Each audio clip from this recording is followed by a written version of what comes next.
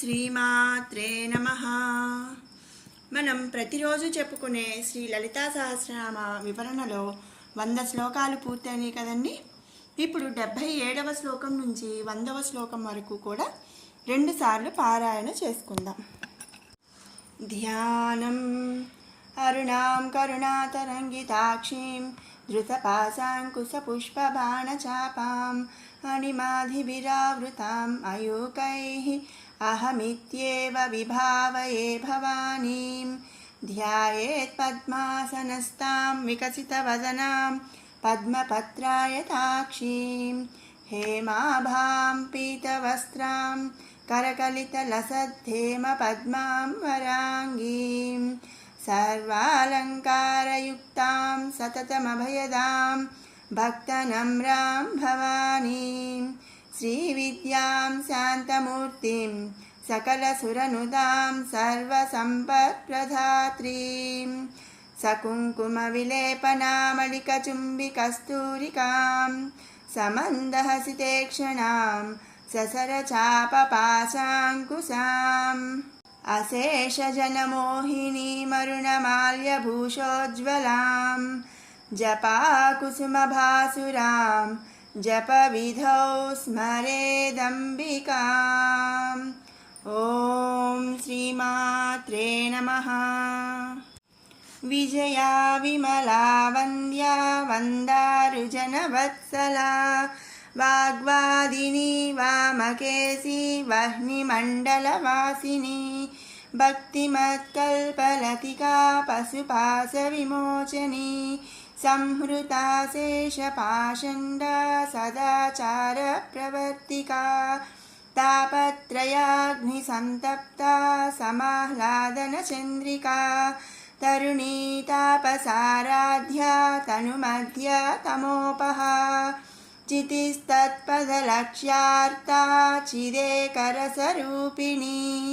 स्वात्मानन्दलवीभूता ब्रह्माध्यानन्दसन्ततिः परा प्रत्यक्षितिरूपा पश्यन्ती परदेवता मध्यमा वैखरीरूपा भक्तमानसहंसिका कामेश्वर प्राणनाडी कृतघ्ना कामपूजिता शृङ्गाररससम्पूर्णा जया जालन्धरस्थिता वोड्यानपीठनिलया बिन्दुमण्डलवासिनी रहो यागक्रमाराध्या रहस्तर्पणतर्पिता सद्यः प्रसादिनी विश्वसाक्षिणी साक्षिवर्जिता षडङ्गदेवतायुक्ता षड्गुण्यपरिपूरिता नित्यक्लिन्ना निरुपमा निर्वाणसुखदायिनी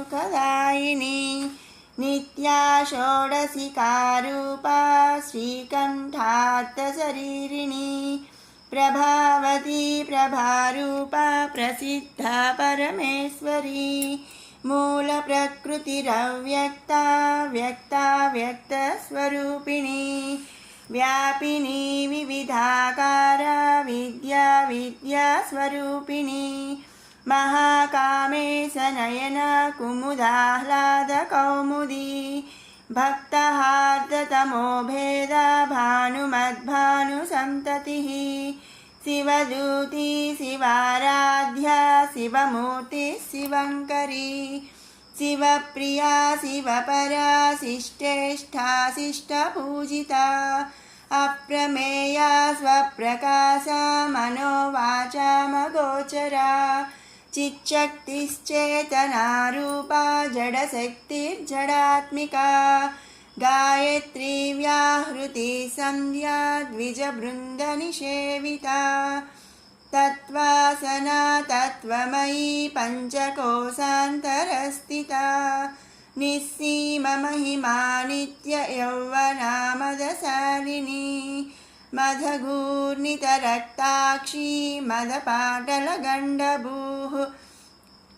चन्दनद्रवदिग्धाङ्गी चाम्पेयकुसुमप्रिया कुशला कोमलाकारा कुरुकुल्ला कुलेश्वरी कुल मूलकुण्डालया कौलमार्गतत्परसेविता कुमारगणनाथाम्बा तुष्टिः पुष्टिर्मतिर्धृतिः शान्तिस्वस्तिमती कान्तिर्नन्दिनी विघ्ननाशिनी तेजोवती त्रिनयना लोलाक्षी कामरूपिणी मालिनी हंसिनी माता मलयाचलवासिनी सुमुखी नलिनी सुब्रूः शोभना सुरनायिका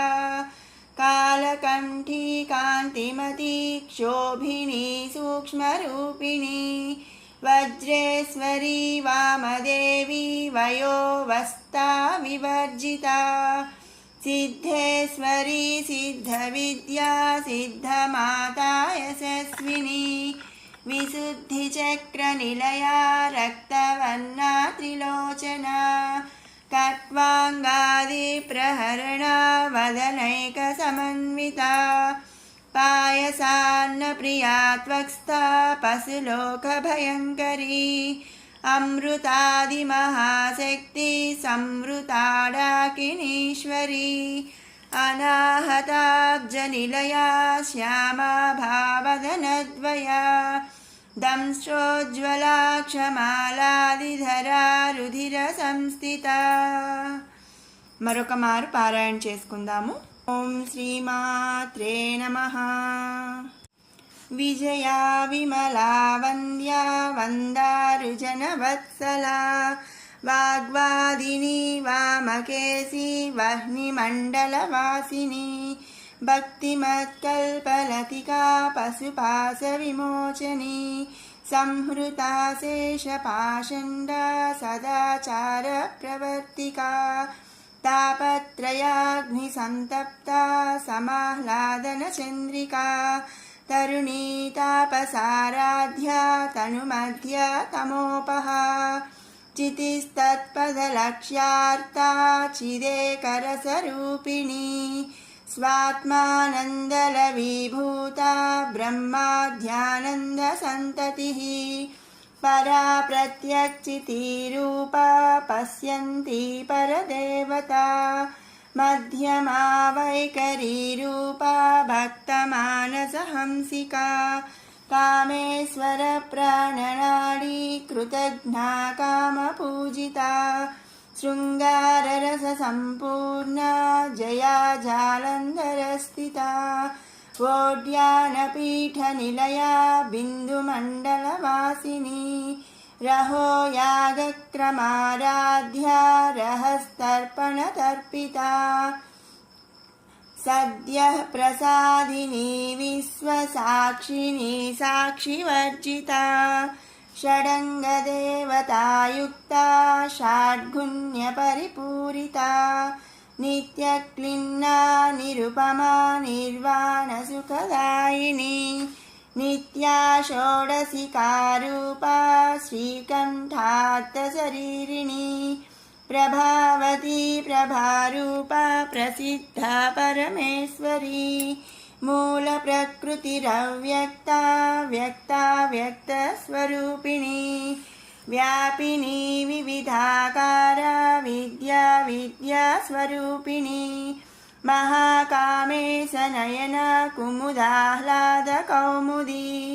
భక్తహార్దతమో భేద భానుమద్భానుసంతతిః శివదూతి శివారాధ్యా శివమూర్తి శివంకరీ శివప్రియా శివపరా శిష్టేష్టా శిష్టపూజితా అప్రమేయా స్వప్రకాశా మనోవాచామగోచరా చిచ్చక్తిశ్చేతనారూపా జడశక్తిర్జడాత్మికా గాయత్రీ వ్యాహృతి సంధ్యా ద్విజబృందనిషేవితా తత్వాసనా తత్వమయీ పంచకోశాంతరస్థితా నిస్సీమమహిమా నిత్య యౌవనా మదశాలిని మదఘూర్ణితరక్తాక్షీ మదపాటలగండభూః చందనద్రవదిగ్ధాంగీ చాంపేయకుసుమప్రియా कुशला कोमलाकारा कुरुकुल्ला कुलेश्वरी कुलकुण्डालया कौलमार्धतत्परसेविता कुमारगणनाथाम्बा तुष्टिः पुष्टिर्मतिर्धृतिः शान्तिस्वस्तिमती कान्तिर्नन्दिनी विघ्ननाशिनी तेजोवती त्रिनयना लोलाक्षी कामरूपिणी मालिनी हंसिनी माता मलयाचलवासिनी सुमुखी नलिनी सुब्रूः शोभना सुरनायिका कालकण्ठी कान्तिमती क्षोभिनी सूक्ष्मरूपिणी वज्रेश्वरी वामदेवी वयोवस्था विवर्जिता सिद्धेश्वरी सिद्धविद्या सिद्धमाता यशस्विनी विशुद्धिचक्रनिलया रक्तवर्णा त्रिलोचना कट्वाङ्गादिप्रहरणा वदनैकसमन्विता पायसान्नप्रिया त्वक्स्था पशुलोकभयङ्करी अमृतादिमहाशक्ति संवृता डाकिनीश्वरी अनाहताब्जनिलया श्यामा भावदनद्वया दंश्रोज्ज्वला क्षमालादिधरा रुधिरसंस्थिता। ॐ श्रीमात्रे नमः।